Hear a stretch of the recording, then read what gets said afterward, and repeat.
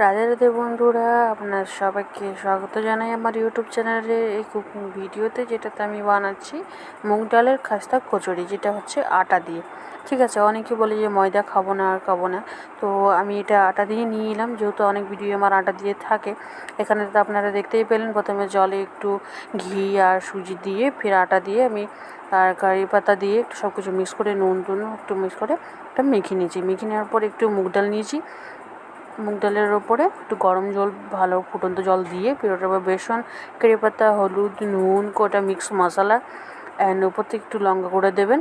আর তার উপরে একটু ফড়ং দেবো। ফড়ং দেওয়ার জন্য আমরা ডাবুতে তেল নেব। তেলটা গরম করার পর সব খাড়া মশলাগুলো দিয়ে দেবে, ধনে, জিরে, সফ, কালোজিরে আর কাঁচা লঙ্কা ফড়ং দেওয়ার পর কড়াইটা চাপিয়ে নিয়েছি। কড়াইটা আর ওইদিকে যেটা আমরা ভিতরের যেটা বানিয়েছিলাম ফিলিংসটা, সেটা আমরা রেডি করে নিয়েছি, ছোটো ছোটো গোল গোল লাড্ডুর মতন করে, সেটা করে ভেতরে দেওয়া, হাতেই চিপে পরে কচুরিটা করে নিয়েছিলাম। বেশি ফুলেনি, যেহেতু আমরা ময়দা অতটা দিইনি।